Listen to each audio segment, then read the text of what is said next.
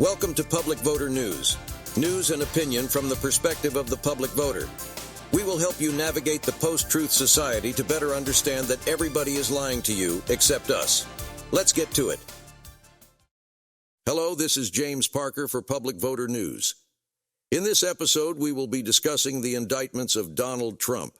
The ex-president has a lot on his legal plate. Hush money, election interference, racketeering. He's falsifying documents. He's stealing classified documents. He's obstructing justice. The indictments allege that Trump has committed fraud against the United States. Let's get a mainstream update from the professionals. Ali Velshi, what's up with the great American grift? What's going on here? The gravest crime that Donald Trump ever committed was to undermine democracy, the will of the people, by trying to overthrow a free and fair election. And today, we saw the first signs that justice may be coming for him. Smith brought a 37-count indictment against the ex-president, charging him with 7 federal crimes. Of course, that was already the second indictment against Trump this year, following the 34 counts of falsifying business records charged by this man, the Manhattan District Attorney Alvin Bragg, in April. But this indictment is about a real and existential threat to our nation. It's about Donald Trump's attempt and his continuing attempts to undermine and possibly end our democracy as we know it. And in fact, there's already been a long and thorough investigation into this, resulting in the recommendation of multiple criminal charges. That was done by the House January 6th committee. I'm Chris Shansing, and we are following tonight's breaking news, the history-making 4th criminal indictment of Donald Trump. It is a 98-page indictment, and in it, the grand jury in Fulton County, Georgia, indicted Donald Trump on 13 different criminal charges, including violating the state's Racketeering Act, soliciting a public officer to violate their oath, conspiring to commit forgery in the first degree, and conspiring to file false documents.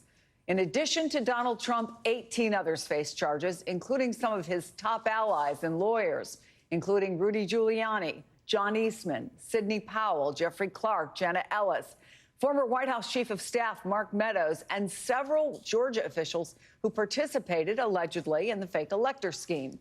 In all, there are 41 felony counts as a result of what Fulton County DA describes as a criminal enterprise, alleging that the defendants, quote, knowingly and willfully joined a conspiracy to unlawfully change the outcome of the election in favor of Trump. So think about this. President Trump and his co-defendants conspired to unlawfully declare victory in the 2020 election. They're going to cheat to win, and then they will try to end our democracy. And yet millions of Trump fans will still vote for him. It's mind-boggling. We have one with us now. Let's welcome back Ryan Matthews. It's great to have you back on the show, Ryan. Since we last spoke, as you know, ex-President Donald Trump has been indicted in at least 4 jurisdictions, on a list of crimes that include election interference and racketeering. Isn't your MAGA cult really an anti-democratic criminal conspiracy? And how can you still support Trump after he has been charged with all of these treasonous crimes? Ryan? Oh my God, James. Talk about your ambush. Yes, we are a criminal conspiracy cult trying to steal your democracy. Is that what you think? Then think harder. But it's the all about Republicans Trump, are not a cult. your leader. They are not a criminal conspiracy.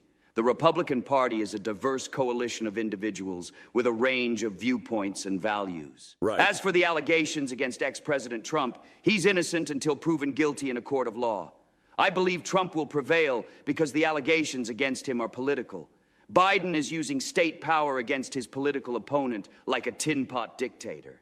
Biden knows Trump is going to beat him in the coming election, so the Democrats are doing whatever they can to stop him. That includes weaponizing the Justice Department to prosecute anybody who's against Joe Biden. The Justice Department is weaponized to go after those that break the law. Trump broke the law. He conspired to overturn the presidential election results to declare himself the winner, even though he knew he lost. He knew he would lose. He planned for it and took it too far. He gave the green light to attack the Capitol. That was a premeditated crime, orchestrated by Trump. And you call Biden a tin pot dictator? A lot of people disagree with you, James. There's a lot of differing opinions on what's true and what's not. But you can't escape the fact that these indictments are political and designed to keep Trump out of the White House. But are the allegations true? That's what matters, Ryan. If he's a criminal, he shouldn't be in the White House.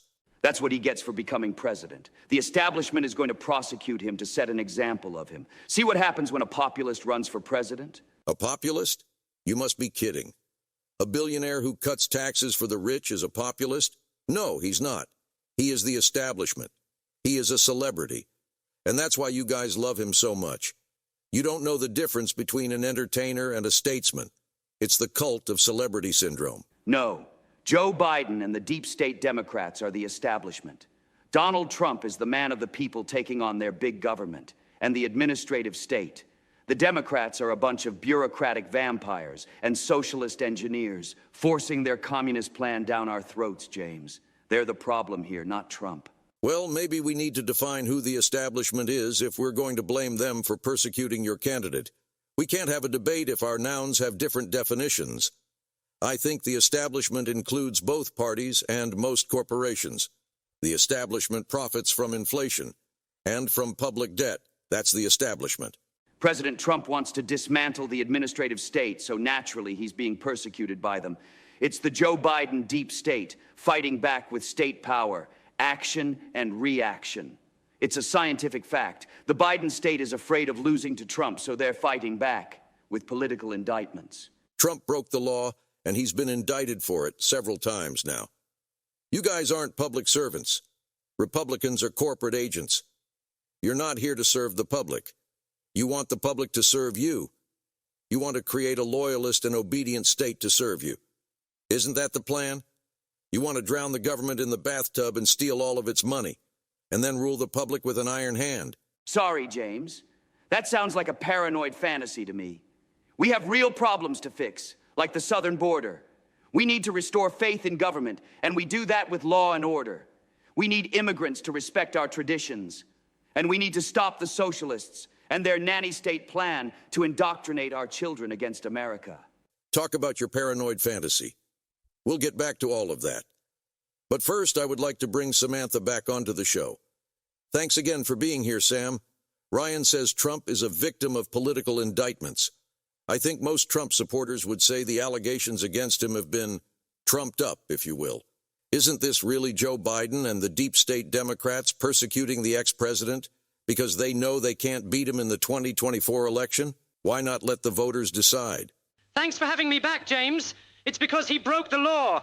It's not up to the voters. We have laws, and when they're broken, it's up to our judicial system to enforce those laws, or we are indeed a banana republic. See, I knew that. If the public votes to re-elect Trump as president, the judicial system should make him serve his second term in prison, forever appealing his failed attempt at pardoning himself for his crimes. That's what should happen. But no, we will likely bow to the whim of so much dark and dirty money. That's why, at this point, Trump should be incarcerated as a flight risk and simply detained for national security reasons. Ryan thinks the indictments are political. What do you say? You notice Ryan didn't say anything about the crimes Trump committed, He's not allegedly, guilty because or these the conspiracy indictments are to overthrow our democracy. You can assume him innocent if you like to, but I know better. You're okay with his crimes. Our judicial system is always derelict in prosecuting political crimes, and this one will be no different. If they cared about justice, they would prosecute the last two administrations for the financial crisis and for lying us into war, or the war profiteering that made them all so very rich. I don't believe Trump will be held accountable for his crimes either. You are absolutely Looney Tunes, lady. Trump is being charged for these crimes because he's running for president, and that's the only reason. It doesn't matter what the courts say. The voters can overrule them by electing Trump. The voters will decide who has the power to pardon political crimes. Every allegation sends Trump higher in the polls. His followers have no concern for the truth or equal justice. They're all liars and haters in a criminal cult at war with our democracy. They lust and crave for their own supremacy, so they intentionally increase inequality whenever they can. They want to dominate an adversary institutionally with state power to increase their own private profits. The Republicans serve themselves, not the public. And Trump is the top Republican dog. He's out for all he can get. That's exactly what Joe Biden is doing. So don't blame the Republicans for what the Democrats are doing. Trump didn't break the law. That's the bottom line. These indictments are political. It is true, Ryan, that we all watched Trump hold a rally that marched to the Capitol and then ransacked the sacred chambers. They threatened our representatives and assaulted our officers. It was a violent attack against our democracy. How can you possibly defend Trump? He is the top dog and he's barking the loudest. But either he's lying or I don't speak dog. So why don't you tell us, Ryan? What do you guys want? What's the plan? Our nation's strength lies in its institutions, and we must have faith in the system and the processes that uphold our democracy while remaining vigilant against any potential abuse of power. Our focus should be on the rule of law and due process, rather than questioning each other's motives. But that's exactly what the Republicans are doing, Ryan. You're accusing Biden of politics to exonerate Trump. At the same time, Trump is saying he will lock up his political opponents if he is elected in 2024. If you didn't break the law, there should be nothing to fear. That's equal justice. Turnabout is fair play. If Biden broke the law, let's give him his day in court. Ryan, you were saying that the Republicans are diverse with differing viewpoints. The fact is the Republican platform is whatever Donald Trump says it is. So it doesn't matter what the Republicans think. Their allegiance is obedience. You are giving dictatorial power to an imperial president. Despite the law, all policy flows from the mind of the leader and is religiously defended by his followers. As for the idea of an imperial president, our system of checks and balances is designed to prevent any one branch of government from accumulating unchecked power. It's crucial for the legislative and judicial branches to fulfill their roles in ensuring the proper functioning of our democracy. Do what I say, or you're fired. That's not a democracy. That's a very dangerous situation for this country to be in. And that's where we're heading. If we elect Trump to be president again, the court will likely declare the president has the legal authority to pardon himself. Regarding your concerns about the potential legal authority for self-pardoning, these matters are complex and often require legal interpretation. Courts exist to adjudicate such matters and prevent abuse of power. It's important to trust in the processes and institutions that safeguard our democracy rather than making assumptions about future outcomes. And this guy says that with a straight face. Sorry, Ryan, your little ship of faith no longer floats. Why would anybody have faith in something that consistently fails? Your flowery rhetoric of trust our institutions doesn't work anymore, Ryan. The Supreme Court has ruled money is speech, and the banks have an endless supply of it, shouting down good policy. Our policies are dividing our economy and dividing the public. Every branch of the government is serving the money now, not the public.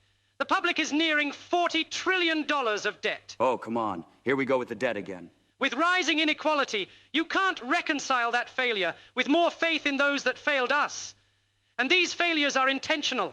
The problem, Ryan, is the system doesn't work for the public as intended. And that's because corporate interests control our public policy. The government should control corporate policy to promote the general welfare. Instead, they have created billionaires from public debt.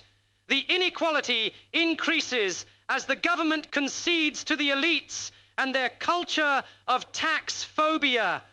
Private interests get rich off of public debt. It's corrupt and disgraceful. Samantha, I appreciate your passion on the issues of corporate influence and economic inequality. These are indeed critical concerns that demand attention and action. While there are instances of undue corporate influence in politics, it's also important to recognize that our democratic system allows for citizens to engage, vote, and advocate for change. I believe that progress can be made with more education and citizen participation. Ultimately, it's up to the voters. Thank you, Ryan. Well said. That's a good place to leave it for now.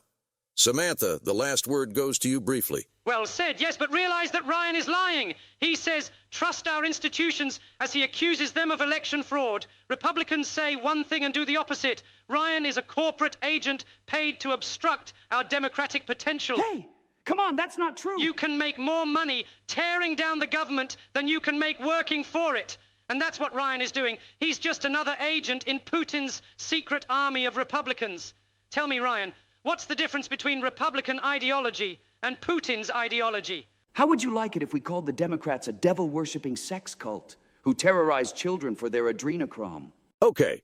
I think that will have to be the last word. What I think he said? I'd like to thank my guests, Ryan Matthews and Samantha Anderson, for joining us. I'm James Parker, and you've been watching Public Voter News.